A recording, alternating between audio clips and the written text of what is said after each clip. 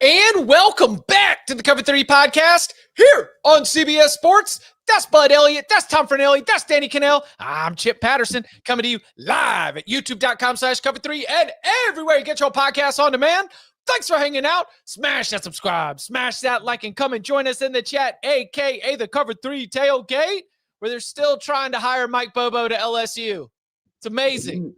I've never seen such strong representation like the Cover 3 tailgate agency in their passion for supporting Georgia offensive coordinator Mike Bobo and his candidacy for other jobs. Yes, jobs are on the docket today. Lots to get to as we continue to sort through the firing of Brian Kelly by LSU, including the official dismissal for offensive coordinator Joe Sloan coming on Monday as well.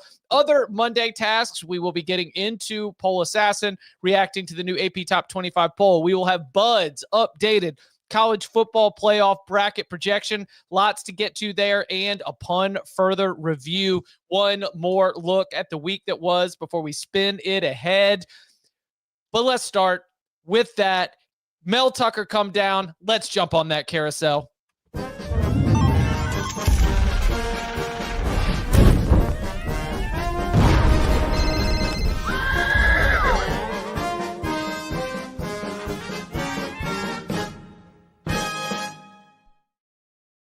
Programming note.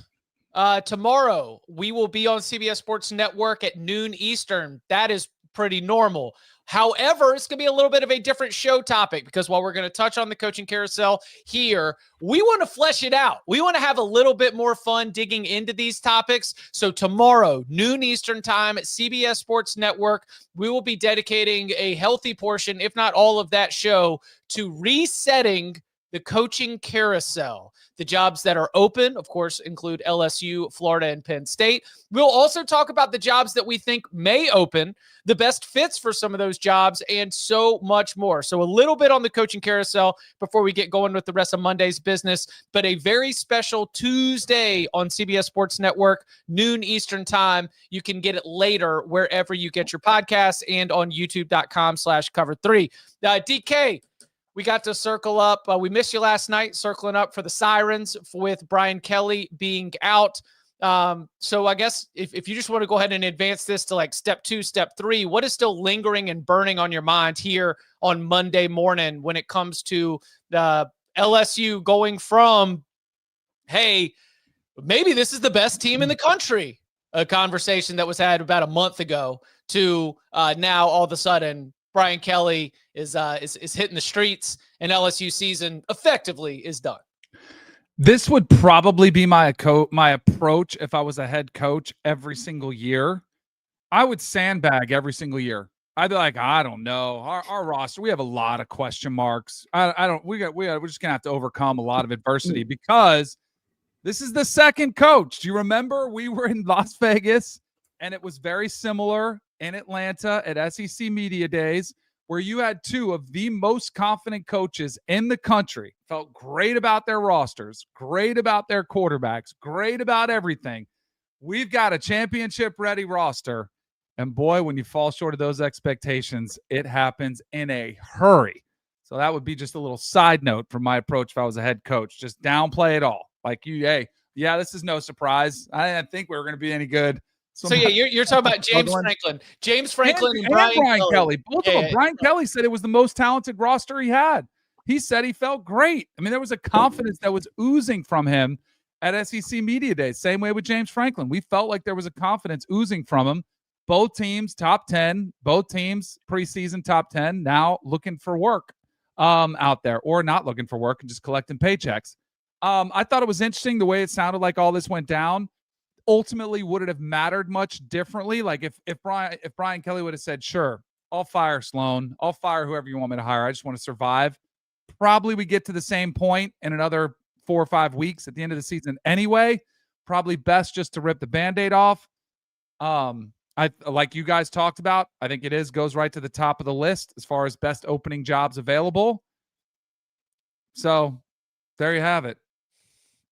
We're off. We're in the big game now, baby. LSU's open, and there's a long, long list. Bud, Tom, anything else here? Whether it is the details of what it went down as as it has been reported, there was a contentious, hey, I would like for you to fire the offensive coordinator. Well, if I'm going to fire him, then I'm also going to fire this coach. And then we talked about the emotions and how my sense was Penn State was emotional. Sounds like this got a little bit emotional. Is it reckless for me to say ego is driving a lot of this on both sides? Because stern words from athletic director Scott Woodward, who put his name on the firing with long paragraphs about, as an alum, this is not the standard that we strive to meet. I am taking action. We are starting a national search now. This is this certainly is one where it definitely feels like the feelings are playing a big role in this as well. I think hiring somebody for a job and then firing them and saying that they were terrible at their job and not taking any responsibility for you hiring them is something that happens a lot these days. Mm-hmm. Also, do we think Scott Woodward is going to make this hire? Possibly not. When they get a president, what are the odds that they don't just fire Scott Woodward? I'd say it's a relative possibility for sure. If you follow the reporting, I think The Athletic was the one that had kind of the breakdown from Feldman of how this kind of went down. If you're BK, you probably don't want the AD meddling in who your assistants are. Mm-hmm. I get it from his standpoint. And then if you're him, no, I'm not taking a reduced buyout. I left a pretty good gig at Notre Dame to come here in part because you money whipped me. Also in part because you can recruit better at LSU if you're doing a good job, which I think he did not. Now he is. The last 2 years, certainly yes. So the first 2 years, no. If you look at the 24/7 ratings of the 1, 2, 3, 4, 5, 6, 7, 8, 9, they have 6 of the 9 players in the state rated 91 or better committed to LSU. They beat Texas A&M for Lamar Brown, who's very likely the best player in the country, non-quarterback division. They've been doing a good job of locking down the state in the last 18 months or so. The first 2 years they did not, right? And I think part of that is because they did not have their act together in the NIL game. I think this is still a really good job. Obviously, top 3, top 5. We can debate that more on tomorrow's CBS Sports Network show, 12 o'clock Eastern on CBS Sports Network. Yeah, I don't know where you go from here. I think probably big swings. That also kind of hamstrings you in some ways. If they don't want a Midwestern guy, that kind of narrows your pool, right? If you don't want any kind of guy from the G5, that narrows your pool. If you have to go established head coach, that also narrows your pool. At some point, you're limiting yourself quite a bit. And maybe you can get it right, but hiring coaches is flipping coins, man. Mm-hmm. It's a weighted coin if you have a really good program, but it's still a coin flip. Yeah, stop trying to win press conferences, start trying to win games. Yeah. Find the coach that you think will actually win games for you. Do you guys think at all that with Franklin, with Kelly and Danny, you mentioned the expectations? My argument the last few years when I wasn't crying about expansion happening to begin with was one of the side effects of expansion in the playoff was going to be we were going to see more coaches fired because of the playoff.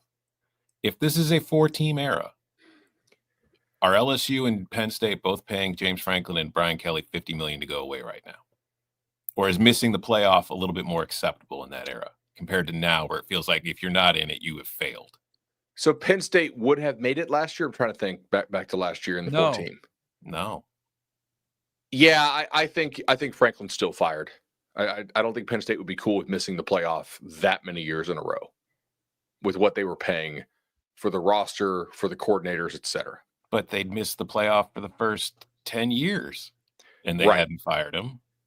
So it was the 13th year would have been the final straw? They had a terrible 2020, and I can't remember. Was it 2021? They weren't very good either coming out of the COVID season, and they stuck through it. If you had last year, though, they would not have had the chance to play a Boise, right, and then play – who else did they beat? It was Boise and SMU. Right.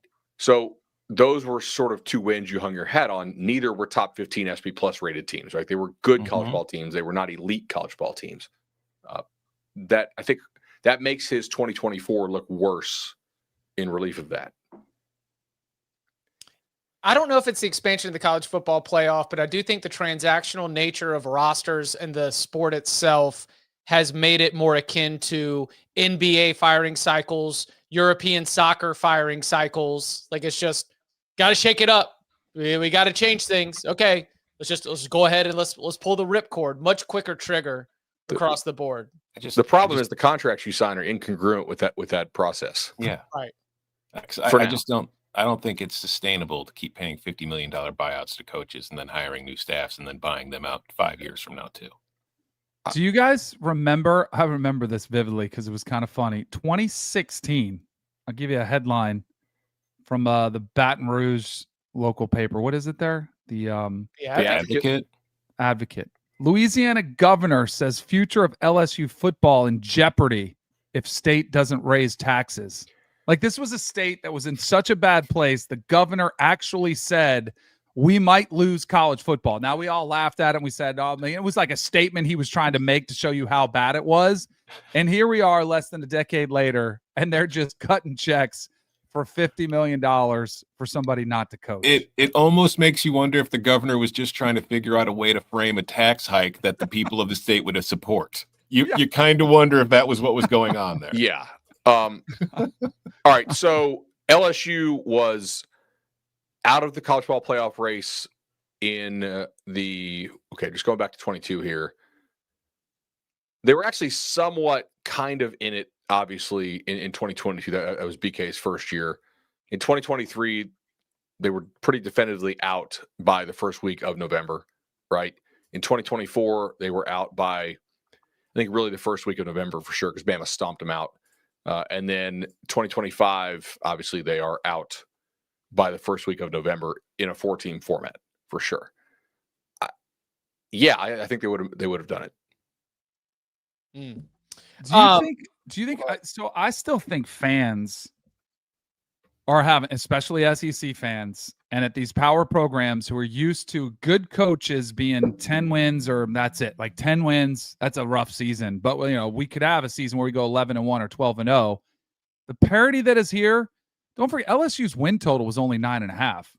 Mm-hmm. So, like, if they now, granted, they're probably going to use. I bet them under 8.5 on the locks pot. Oh, so then even better. So that shows you, like, the reality is that 9-3 or 8-4 was a pretty realistic expectation, and yet LSU fans. Now, granted, you do not want to lose that way at home. That was embarrassing. I get why they made this decision, but Penn State's another one.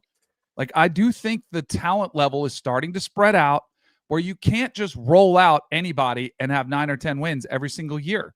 There will be years where you get 8 wins and it's a pretty good season, but it's not going to appear good because of your historical standard. I think there's something to that, but everybody's playing to the same standard. And so if you're an LSU team, you do expect to be in the playoff race throughout the season. Like, if you're way out of it with a month to go, I think you're pissed, and you should be. I mean, and vibes wise, every single time anything goes wrong, those cameras, I mean, we caught him at the special teams coach. We caught him cussing out the offensive coordinator. Danny, if they had kept him on, every single game was going to be like that. I mean, in our workroom, it was like, oh my God, give me more Brian Kelly side by side, please. Can we please just have a Brian Kelly cam? Like this? It was hitting the embarrassing portions where it was a sideshow and banging on the table, calling the reporters spoiled. I mean, it was my family, fake accent from the get-go. If you wanted to spin together all the vibe side of this.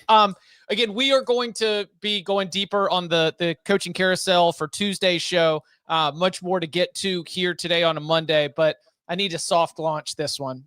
Because you all are trusted, and before we take this to premium cable television, there is a common refrain. I've seen it written, I've seen it said, that there are going to be a lot of jobs open, and more or less the quote is, not enough qualified candidates to fill those jobs. I find myself pushing back on that. Yes.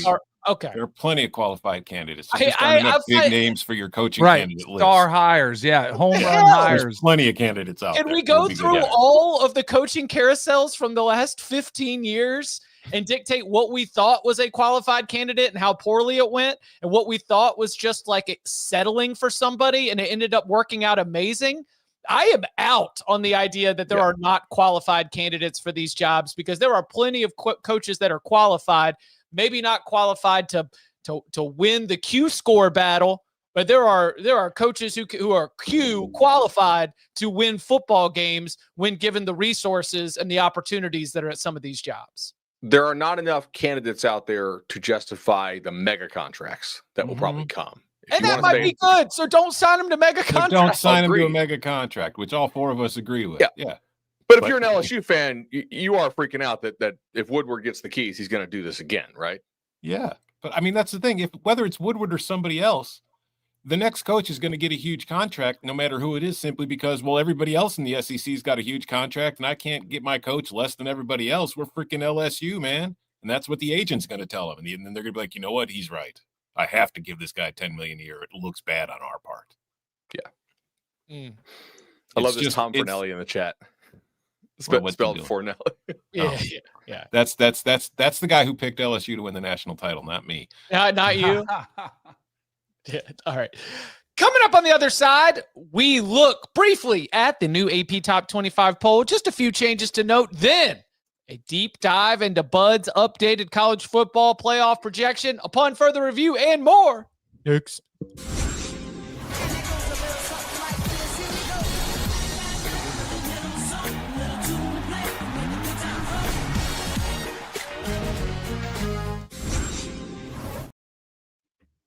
Back here on the Cover 3 podcast. Among the tasks for Mondays here on the Cover 3 podcast upon further review episode is a look at the changes in the college football rankings. We call it Poll Assassin.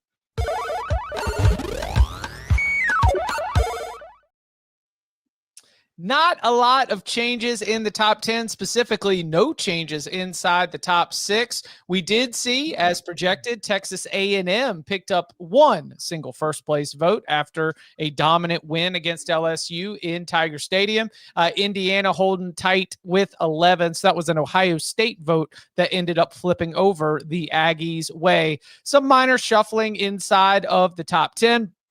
Then we see soft, I think, landing spots. Oklahoma falls just to number 18 after taking its second loss of the season. Missouri, after losing to Vanderbilt, down 4 spots to number 19. Shuffling at the edge of the rankings as projected. We've got Houston breaking in. USC makes a return. Utah makes a return after a walloping of the Colorado Buffs. Good gracious. And Memphis, of course, replaces South Florida after beating South Florida. That means South Florida is out, though not too far. They are down there at 26, 27, 28, 29, 30th in voting points. Iowa and Washington, Tom, no respect.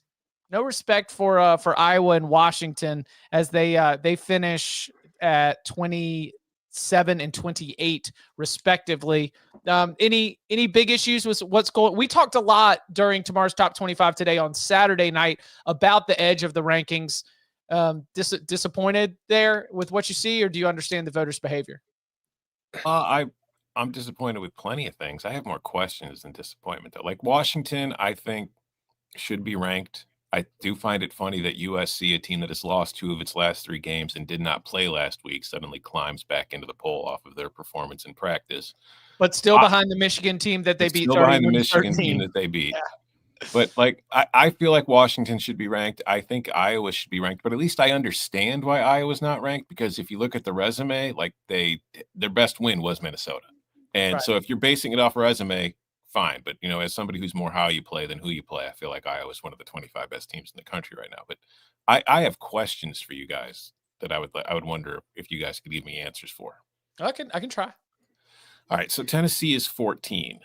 And then there's not another 2-loss team until Oklahoma at 18. So why is Tennessee 6-2 so much better than everybody else's 6-2 and 5-2 when the teams that Tennessee have beaten are Syracuse, Eastern Tennessee, UAB, Mississippi State, Arkansas, and Kentucky? Yeah, I don't get this one, and I would lump Missouri in with there, Tom. Absolutely. Missouri's beaten a Kansas team that is nothing special, and a South Carolina team that's not going to make a bowl. That's some pretty clear SEC bias showing up in the polls. Mm-hmm. Now, look, if you're a voter, you may push back and say, okay, I think that they are much better teams than this Virginia team, which is like a complete luck box and is probably like, do any power ratings have UVA even in the top 30? Some do. Okay. Like, I mean, Virginia lost the success rate battle to North Carolina. They did. yeah, right. Exactly. Hang up It's banner. Hang a freaking banner. 8 Super Bowl rings and 1 success rate win for Bill Belichick. But is Tennessee's resume better than Missouri's? Not the same, but it's resume loss season. Like, hey, you Yeah, lost good SEC losses. teams, so we're going to rank you in the top 15. Because another one that goes the same way. Like, and this is one where you can look at power ratings, and the team that's ranked below in the opinion poll is ranked ahead in most power ratings. Why is Ole Miss so much better than Miami? Is beating Oklahoma that much more impressive than beating Notre Dame? Both of their losses have come to 6-1 teams. So why is there such a wide gap between the Rebels and the Hurricanes? I think Ole Miss beating Oklahoma on the road is more impressive than beating Notre Dame at home. So, all right. Yeah. So when Oklahoma finishes 7-5, will you still feel that way? Yes. Yeah, I think OU's schedule is 2 losses harder than Notre Dame's. Yeah. All right. Fine. We're split. That's splitting hairs. I don't think that's an SEC bias. I think that is an overreaction to Ole Miss going into that game. No, an Ole Miss team that has not won an SEC game by more than 1 score is more impressive to you than Miami. Because that 8-point win over Oklahoma is their biggest win of the season from a score differential as far as against other SEC teams. And they've played Kentucky, Arkansas, LSU, and Oklahoma. But Ole Miss they beat Washington State by 3. Ole Miss hasn't no-showed. They no-showed against Washington State. When did Miami no-show? Lost. Yeah, What? when did Miami no-show? Against Louisville. But that was a They good lost by team. 3. Like, that's not a no-show. That's a really good football team. And their quarterback threw 4 picks. Yeah. And they still almost And won they the still game. almost won the game. I mean, look, the no-show against Washington State, you could probably say is a choice. I mean, they A beat Florida. calculated risk. They beat Florida by Right. 11 more points than any other SEC team that Ole Miss has beaten. And Bama has some really good wins. But that loss is by far the worst loss of any of the one-loss teams. And it's just so in the rear view. It's like, it doesn't even matter. Doesn't even matter. That baffles me how, because I put out mine and I had Miami ahead of Alabama and they were all upset. Like, oh, look at all these wins that Alabama has. And I said, well, they do have a common opponent on the same field that we saw one win convincingly and one get beat by 2 touchdowns. Look, and to be clear, like I'm not arguing that Ole Miss shouldn't be ranked 7th. I'm fine with Ole Miss at 7. I just don't understand why they're 7 and Miami's like 10th. They have very similar resumes to me, and I would argue Miami's is slightly better. So it's more, why is Miami so underrated by voters? Is it because they all watched them lose to Louisville, but they didn't really watch Ole Miss against Kentucky and Arkansas? Did they go to bed at halftime? Yeah. I don't know. Maybe, because it was 7-7 at halftime. And you're thinking, oh boy, Miami's going to lay an egg. But you know what good teams do? They score 35 unanswered in the second half. Yeah. Yeah. All right, one final question.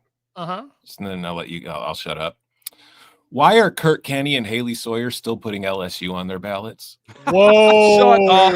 No way. Yeah, I have no idea on this. Kurt Kenny has them 20th. Haley Sawyer has them 21st. I mean, That's Good a losses. 5-3 team. Wow. We need to do an audit over who has votes and who doesn't and who should lose them. Whoa. Whoa. Woo. Like, I mean, did that game fly under the radar this weekend or something? You didn't see it? You didn't hear about it? I feel like on the there's a West lot of Coast? stuff that came out of that. haven't got to it yet on the rewatch. Yeah. Good gravy. I think Haley covers USC, so maybe they had a bye week, so she just took the She weekend took off. the weekend off. Yeah. Okay. Yeah, missed it. Tough scene. All right. Anything else on the rankings? All right, let's pull up Bud's updated college football playoff projection. If you've been following us or CBS Sports on the socials, you get a chance to see this every single week. Always generates a lot of good conversation. Bud, why don't you take us through what the Bud bot spit out on this week's model? Yeah, so this week we have A&M actually beating Alabama in the SEC championship game. So A&M gets the 2 spot, Ohio State over Indiana in the Big Ten championship game, which might be for the Heisman, by the way. If you take a look at that, like a little Sayan-Mendoza face-off there, probably will be for the Heisman, in my opinion. I did Bama dropping to 4. I think their resume is going to be better if they are indeed 11-2 than Miami at that point, because I think Miami runs out of quality opponents to play. I do have Miami still winning the ACC over Georgia Tech, and Georgia Tech losing to Georgia. So Georgia as the 7 seed, Oregon as the 6 seed, Cincinnati winning the Big 12. That was interesting. Surprise there that came out like that. Ole Miss hosting Notre Dame in a playoff game, and Tulane actually. I think the fact that you can run the model and gives like very different results. I mean, like Vandy beat Missouri. Vandy was in last week, and this week the model has them losing twice more. Like, okay, like that still show. I mean, we have like 25 teams for like 7 spots, right? You know. Yeah. Also, do I think they would actually rematch Georgia Tech? The committee, no, but I don't really account for that in this, right? Like that to me would be. They'd probably find a way to play with that a little bit. Tech would probably be 11. Cincinnati would be 10. Yeah, I think so too. I mean, so here's a question for you. Who do you guys think are the Sharpie teams? Like the teams that are absolutely in, barring just insane results, like teams that are probably north of 95% at this point. Ohio State, Bama, Texas A&M. Your 4 buys in Ole Miss. Indiana. And Ole Miss too, right? Yeah. I don't think I have Ole Miss there, and Bama still. I don't think they're 100% in. There's still some chance. Like I think the other 3 are very like. In some spots they're off the board. You know, like some spots you can't bet Ohio State, Indiana, or A&M to make the playoff. They're just off. Ohio State, Indiana, or who? A&M. Texas A&M. And then we're willing to say do we say Ole Miss? Possibly. I think so. I don't think they're going to miss. They might lose once more, but if they lose once more, it could actually be to their benefit. Because then they don't have to worry about the SEC. It's South Carolina, Florida, Samford, or the Citadel, one of an FCS game at home, and then the Egg Bowl at the end of the season. Mm-hmm. That's all they got left. Watch out for Samford. Mm-hmm. So are we saying 4 Sharpie teams? I think it's 3, but I mean, I could. Because you're not going to go Ole Miss yet, and you're not going to go Alabama yet. Not entirely yet. I mean, they've played a lot of close games here. It's not insane to think they could lose 2 more in the regular season. Danny? Ooh. I think Bud makes a good point. I would put Miami and Ole Miss almost in the same category. Ooh, okay. Which is Sharpie, like which is really close to Sharpie, barring a disaster. Because I almost feel like Ole Miss could lose in the Egg Bowl. It's a rivalry game, and it was almost better for them to beat Oklahoma and get a signature win than it would be against Mississippi State. And Miami, I think, is in. I don't see Miami's 100% in. Miami not. I mean, that's why I put them at Ole Miss. Like, I think it's. Yeah. I don't think they're going to lose again. I think those teams are in like the far more likely than not category, but I don't think they're like Sharpie. 95%. Yeah, like if you gave me like 7-1 that they're going to miss, I'm taking that. I mean, we are down to basically 4 spots up for grabs. Then you were talking about 25 teams for 7 spots. If we're going to throw some Sharpies out there, that means we're down to like 21 teams for 4 spots. Wait. I don't think Miami should be Sharpie. I don't agree that Ole Miss should be Sharpie. Like look at the results we've seen this year. Yeah. But I think though the other way to think about it is 5 of these spots are guaranteed to conference champs. So if we look at those 4 buys, 2 of them are guaranteed. So there's only 7 at-large spots. So we're already taking up 2 of those at-larges with Alabama and Indiana here. Then if you consider Ole Miss, that's another at-large. So now you're down to 4 actual spots up for grabs that aren't conference titles. Woo-hoo-hoo! Yeah. It's more difficult to make this thing than you think. It definitely. Now, I think the just missed category is really interesting here. So Louisville, Michigan, Washington, USC, Oklahoma, Texas, Vandy, Tennessee, Texas Tech, Utah, BYU, Houston, and then from the G5, like USF, North Texas, Memphis. I don't give JMU or any of the Mountain West teams a real shot at this. I'm confident it's going to be from the American just because of the non-conference scalps that the American has. Mm-hmm. So am I. Memphis has Arkansas. South Florida has Florida. Yeah. Who else? Shoot. North Texas pounded somebody, right, in the non-con? Yeah, but it wasn't a Power 4. That's true, but at least Washington State. Was it Wazoo? Or UTSA for sure. Yeah, but that's not. That's same. North Texas beat Army, Wazoo, and I mean they got killed by South Florida. So that's the one thing where it's like I do wonder if they win, if maybe a Mountain West team could pass them, if it's the right Mountain West team. I think there's a good shot that UCLA loses out. Actually, if you look at that schedule, so UNLV's win over UCLA is going to be like not very impressive by the end of the year. Like that's probably a 3 or 4 win UCLA team. San Diego State's got to win against an ACC opponent. San Diego State could do it. They do. They're kind of flying under the radar. When I look at the schedule strengths of the Mountain West, at least the model's not seeing that right now. Yeah. But it is possible, I guess. And a couple spoiler teams to watch here. Post quarterback change, and I know the teams they have beaten are somewhere between underwhelming and just complete disarray, but Pitt looks pretty damn good. And they housed NC State this weekend without their backers, and there's a chance they can get those guys back. And down the stretch, they get Notre Dame, Georgia Tech, and Miami. Whoo! If you don't think Narduzzi's pull some kind of chaos win out of this, I do. He's going to get one. Yes. Yeah. No, he is activated. That team is going to ruin somebody's season, without a doubt. And isn't the Miami? Watch them lose to Stanford first, and then they do it. Yeah, right. That would be the more ACC thing. That'd be a much more ACC. So you've got, when you mentioned USC, Washington, are those teams that can make it on an at-large potential when you say I think so. Yeah, if USC or Washington went out, yes. They're in. Yeah, exactly. That would probably bounce Oregon. Yeah, if they bounce, because they would both beat Oregon. Either team winning out means that Oregon's out of the paint. Mm-hmm. Is 10-2 Oregon out? I don't think so. What's your best win? All right, put that against Notre Dame. But they play both USC and Washington. Yeah. So they would. That's what I'm saying. And USC and Washington don't play each other. So if they both win out, that's 2 more losses on Oregon's resume. Oh, right. So if they both went out, Mm-hmm. And here's the thing: Oregon still has to beat Iowa their next game. Like that's a good win. It won't be like people won't be pounding the table saying that's a great win, but it is a good win if they win there. Yeah, 10-2 Oregon's getting in. Yes, I'm pretty sure of that. By the way, Iowa, who's looking a lot better now that the QB looks a little bit healthier, they do get, as we mentioned, Oregon and USC down the stretch. Yeah, their next 2 games will show. If Iowa wins out, are they in? Oh God, yeah. Yes. I think so too. Yeah. If you're 10-2 with wins over Oregon and USC, and your only losses are by 5 to Indiana and then by 3 to Iowa State, which won't look good at the end of the year, but still, you're in. Yeah. Especially because they'll probably be in Indianapolis if they win out. No, they won't. Yeah, never mind.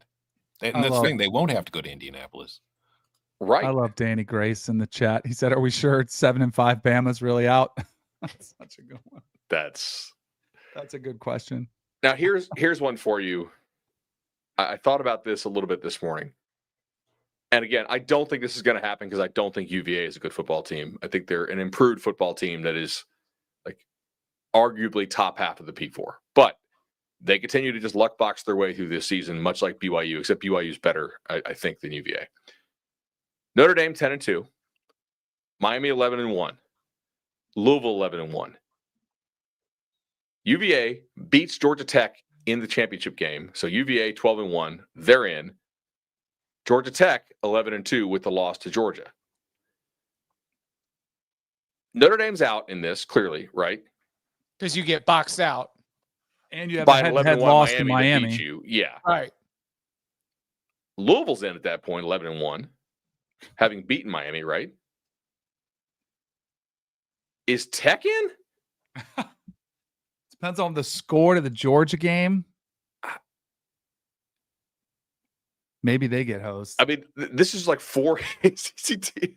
This is something the committee does not want to see happen. Mm-hmm. Yeah, I wrote about that last week. Like, that's why the Miami loss helps the ACC in a way, as far as that's concerned. What's your this? I was gonna mention this in a pun for the review, but I'll go ahead and bring it up now. What's your is the model down on Texas Tech because of Texas Tech kind of falling apart?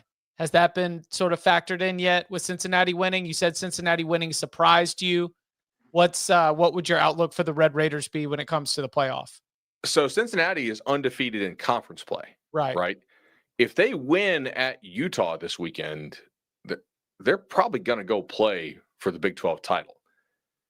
I think we're going to get one Big 12 team in just because of the lack of non-conference wins, Now, Iowa State beating Iowa does help if Iowa ends up running the table. If Iowa loses twice more and it's an 8-4 team, a little bit less so.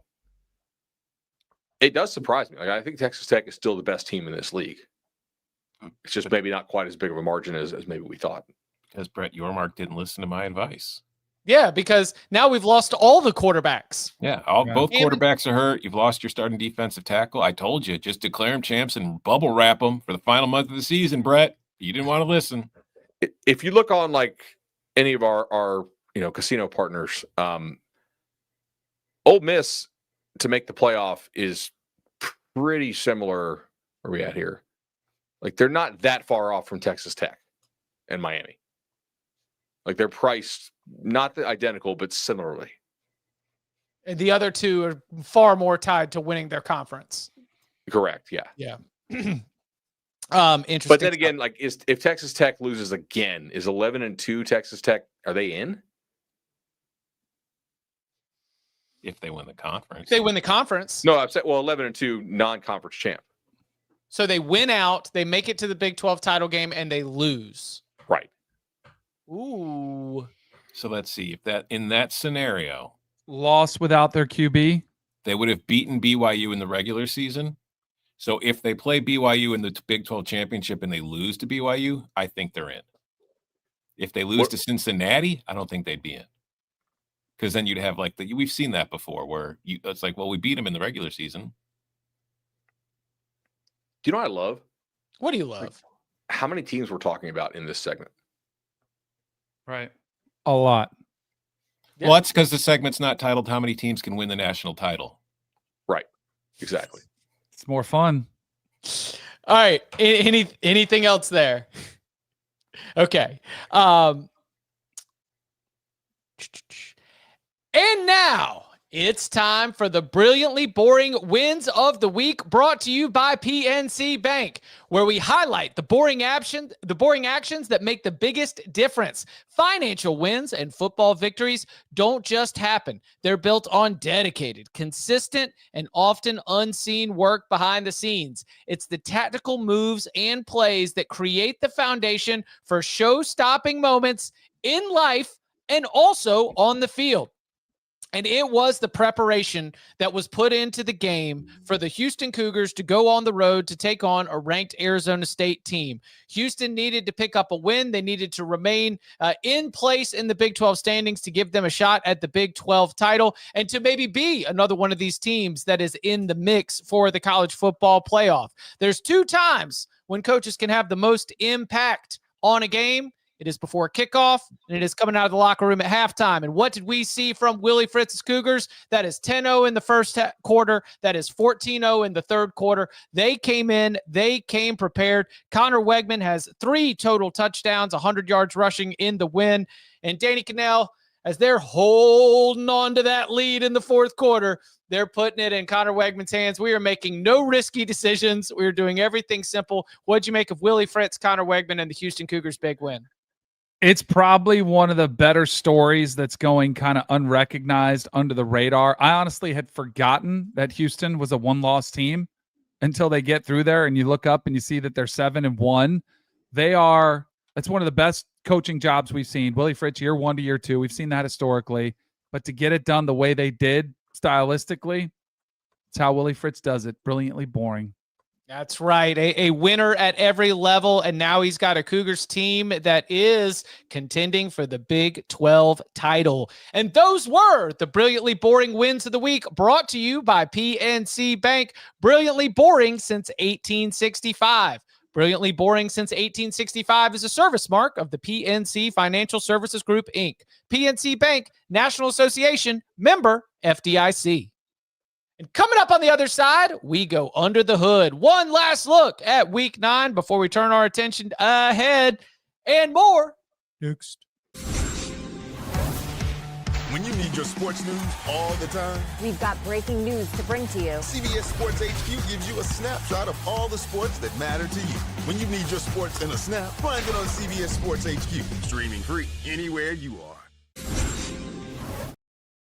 Back here on the Cover 3 podcast, one more programming note. Tuesday, CBS Sports Network, noon Eastern time. Little bit of a different rundown. We will be making it our college football coaching carousel reset. That means we're ranking jobs. We're talking about fits. We are doing as best as we can a full reset of the coaching carousel that already has some of the best jobs in America open, the likes of a Penn State, a Florida, and now an LSU, and much more. So again, that is on CBS Sports Network, Tuesday, noon Eastern time. You can watch the episode, youtube.com/cover3 after it airs live. We'll also have it in your podcast feed wherever you get your podcasts. All right, every single Monday, we like to have one last chance to look at the week that was. Let's go under the hood. There were terrible calls. Do we want to go ahead and jump in? After further review. After further review. After further review. All right. I mentioned Texas Tech lost quarterback Will Hammond to a knee injury. Could be real dicey. Baron Morton still working his way back. And do y'all know who Texas Tech is playing this week? One of the hottest teams in America. Kansas State. Kansas State ain't going to win the Big 12, but, buddy, they could ruin the Big 12 as they play many of the Big 12 title contenders. We mentioned it just in terms of the stunning result, just really thumping Kansas in Lawrence. But am I a sucker here? Is this just the Big 12 being the Big 12, or is Kansas starting to play a little bit better football here in the last couple of weeks? I think they're playing well. Certainly better. It's a couple games in a row they've played really well. Daniels was also kind of horrible in that game. Not that, I mean, obviously Kansas State did a nice job on him, but like the pressure that Kansas has been allowing the last 2 weeks has been an issue. So both, I guess. Both. Yeah, a little bit of Big 12, Big 12, a little bit of, that team didn't win an FBS game until September 27th, so it was a rough go from the trip. We just didn't, and Iowa State's not having a great season either. They caught Ireland. It's tough. It's just tough. Some people it takes longer to see the symptoms. I see a little Arch Manning in the rundown. Who's got some flowers for Arch Manning? I thought he was pretty damn good too the last 3 weeks. Like not against Kentucky, but like that's maybe a positive trend. I think he's been playing a lot better. They still have no run game. I mean, if he's back, they're favored over Vandy, and that line's getting bet this morning. Like that's moving in Texas direction. Do we think he will play? So if it's a concussion, you can get him back the next week, as long as you don't have any like setbacks or additional symptoms. If there's additional symptoms, like the general protocol is that you have to miss. How many fingers am I holding up? 3. Yes, that'll be the protocol. 3. Listen, I'm not suggesting this because it would seem insensitive, but there's a huge Warby Parker, how many fingers am I holding up opportunity here for you, Arch. Oh my God. I think like that Wobbly game, Parker. I think that game for Arch Manning could be a pivot point for his entire career. Where you look at him differently. It was similar. So the last game of my junior year was the choke at Doak when we were down 31-3. We came back, scored 28 points. I know the way I felt about myself, but I also know the way my coaches look at that. It was fireworks everywhere. That's what it was like. This is such Right? an I mean, who amazing knew? moment That's for what it Danny was. Kanell. But I do think there are some games that you look at, and it's like the first time you did something special. Now, granted, I thought maybe that was going to be the Oklahoma game. Then he had the Kentucky setback. And does it mean he's going to be flawless from here on out? No. But I think it does go a long way to a lot of the critics, a lot of the naysayers, a lot of people that said he was overrated. I think even more so within his own locker room, his coaching staff, everybody. And if I'm Sark, maybe the same thing that we saw with Charlie Ward at Florida State when he struggled, I would do more no huddle. I would let him go out and just play, because I thought that's when things kind of opened up for him. They're playing a little bit more panic mode, going more pace. You just start playing football. I think that could be a huge pivot point for Arch Manning's career. What do you make of Steve Sarkisian trying to frame this as a culture win? Sure. We didn't quit. It feels a little bit like a pushback against the Steve Sarkisian NFL stuff. Mm-hmm. Yeah. If you could tell me that that this team just has never quite had it, right? And sometimes it's individuals in the locker room, sometimes it's the coach's message, but the underperformance given the talent, you could tell me that they needed to have a win like that and to have it go that way. We'll see. To your point, Danny, if it is a turning point, this is a huge opportunity. Vanderbilt in town, one of the biggest games of the weekend, one of the first games of the day on Saturday. So it'll set the tone for the conversation the rest of the way. Vanderbilt, and as Bud mentioned, Texas is a narrow favorite as we sit here on Monday morning with Vanderbilt in town. Vandy is a dog, just where they love to be. There we go. Blue collar mentality at a white collar school. All right, where else do we want to go? Did you notice that Tulsa and North Carolina did the thing we've been calling for? The go for two on the second. Yes. Go for two if you have the second possession of overtime. If you have a 2-point play you like, unless there's a scenario in which like maybe the opposing quarterback got hurt or maybe they scored on some kind of fluky thing. But for the most part, if a team is taking you to overtime, you're an even team to them. If you have a 2-point play you like, your chance to score there is greater than 50%. Don't give them the chance to run theirs. Go for it. Like, that's your optimal chance to win it. Yeah, I mean, especially if you're somewhat evenly rated teams. Like, if you're a massive underdog, if you're a massive favorite, maybe don't do it, right? But then again, like, you're a massive favorite, but they just scored on you again in overtime. So there's also, do it. If I'm a massive favorite and I only need 2 yards, I should have faith in my team to get it. Correct. Look, that's completely fair as well. I kind of think like the massive favorite, the blackjack analogy, like the longer you sit at the table, the more likely the house is going to win. But in this case, both Tulsa and UNC were dogs, and they made the correct call to go for it. I mean, they didn't make the play, but I think like that's something that smart coaches are going to start doing more. I've seen it more. I mean, the changes in the overtime rules, especially where in the second overtime you have to go for two, right? Mm-hmm. And then after that, we're just doing a 2-point shootout. I mean, like you were going to have to dip into that 2-point bag at some point if you can win the game with your best 2-point play. I feel like we've seen it anecdotally. I was trying to go pull it up, but I don't want to get distracted from the show. But doesn't it feel like we've seen that happen more in those situations? Been a lot of overtime games in general, but I think I've seen on a good amount of times in the scenario where team 1, first overtime, first possession, scores a touchdown. Team 2 thinks about it, tries to go for 2. Wake Forest, when they lost to Georgia Tech 30-29 earlier this year. I think that was another situation. Jake Dickert says, all right, we're just going to go for 2. And I remember coming out of that one saying like, hey, it's a good message to send. We feel like we can go and win this game. They didn't, but obviously Wake Forest ended up getting it back with the win against SMU this past weekend. Upon further review, Bill Belichick might not have been lying through his teeth when he said we're making improvements. They've looked better since their bye week. They've looked better. They do look like a more competitive football team. Yep. I would agree with that. Still a poorly constructed roster. Would love to see some accountability for that poorly constructed roster. Yes, agreed. Just let Pablo Torre do all that for you. I don't know, man. We'll see. More dirt on North Carolina. Well, I'd love to see some accountability for a poorly constructed roster and an offense that, buddy, it looks hard all the time. Looks really, really hard.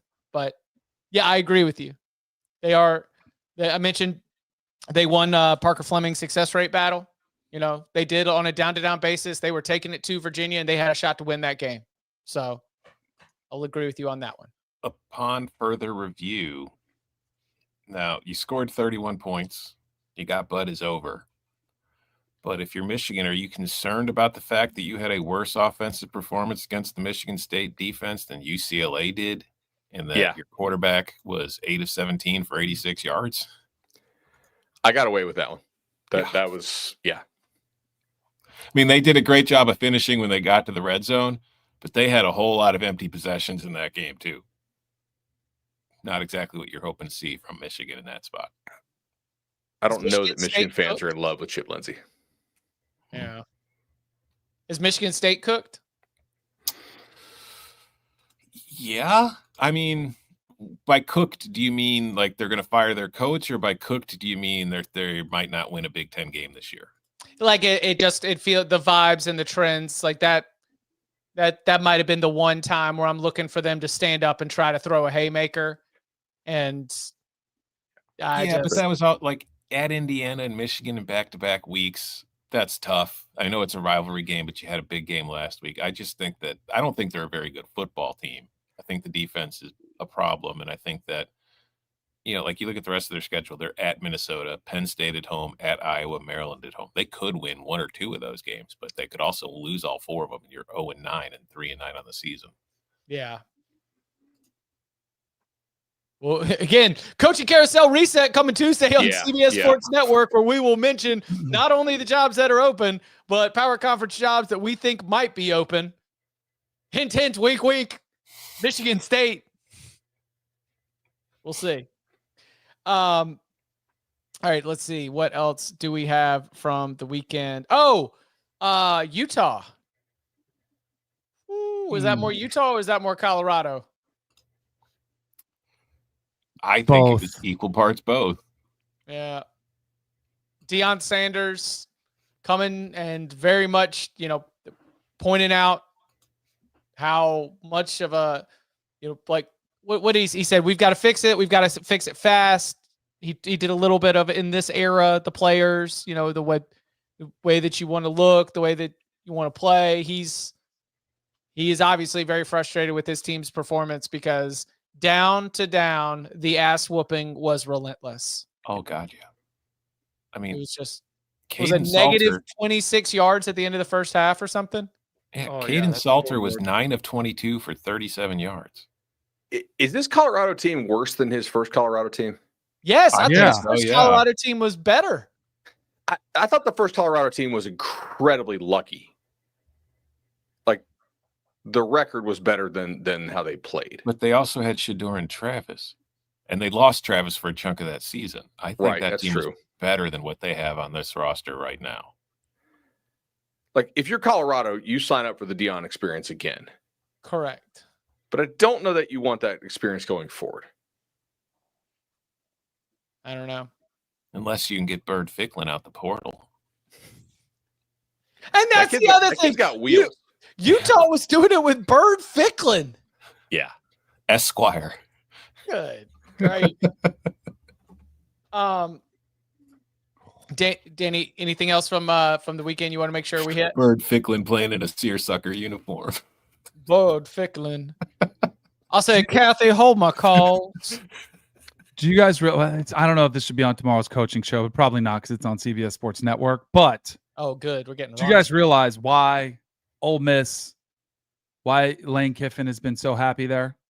Because Whit Weeks has been out. No, because his daughter wanted him to stay at Ole Miss, Landry. Right. Right.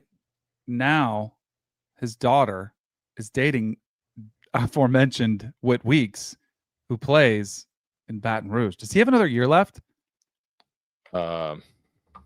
Dog. What Yeah, is even if he Landry does, Kiffin? You know what I hear? He's a This- go just pro saying. guy, isn't he? You are a father of 3 daughters. What I hear is a reason to stay at Ole Miss. I'm not moving with my No. daughter to LSU so she can live with her linebacker I'm boyfriend. telling you, what if Landry's driving this ship and she's like, Dad, we could go live there? No, I'm putting foot down. He does have a year because he was a freshman. Boy. But like, telling you you. don't think he's a pro? Like I Also, if he wants to play another year, guess what? Coach just got fired. Come on over to Ole Miss, Whit. It's Sure true. thing, Dad. Don't you dare do that. I mean, like there's answering the door with the shotgun for the date, Yeah. and then Yeah. there's benching your ass. You know. And is it Witt's Landry's little very brother- upset with you, Whit. You're not playing this week until Yeah. you apologize. I don't. It's if we are going to get here in the reckless stages, Danny, what do you think Lane is going to do? I mean, did he not go up to the fans? Did I read his lips correctly when he said, "I'm not bleeping leaving," a la Leo DiCaprio and Wolf of Wall Street? Did he not go up and say that? I don't know how you cannot. I don't think he's going anywhere. Neither do I. I think he's staying. I think he's got a great gig where he can win national championships. And if he doesn't, he'll be fine. They'll be like, all right, we'll get him next year. so when he danced with Auburn all the way down to the finish line, do we think that was because he really loved Ole Miss and Ole Miss committed to giving him things that he wanted? How much of that was doubt about the Auburn job? I couldn't tell you, but I would say that, like we saw that with that documentary or whatever, like the SEC network did, I do feel like Lane is genuine when he talks about that he's gotten to a place in his life where he's found contentment. And I don't know if he's really feeling that right now as a human being with his whole entire life. Is he going to want to risk starting over somewhere else when being at Ole Miss has kind of brought him peace?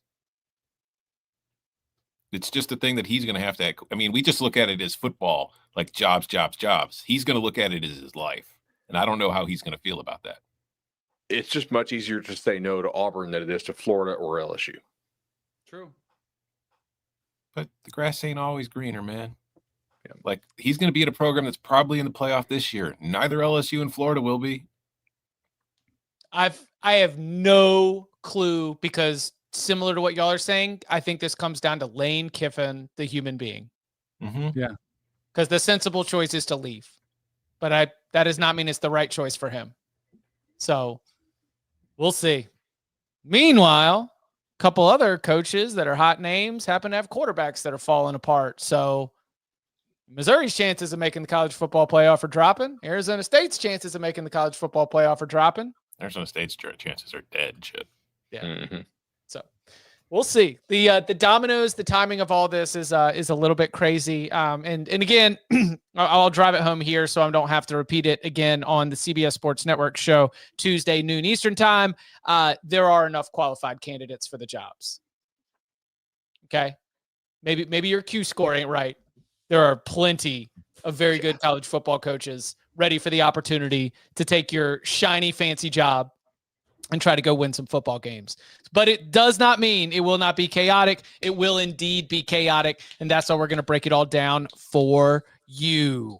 So we'll be back Tuesday, noon Eastern time, CBS Sports Network. Then if we're going to do that, that means Wednesday, mega big game breakdown. Oh, buddy.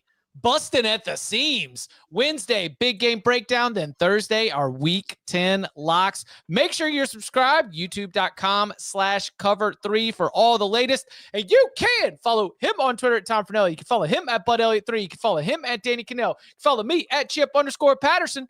Gentlemen, thank you very much. Thank you. See ya.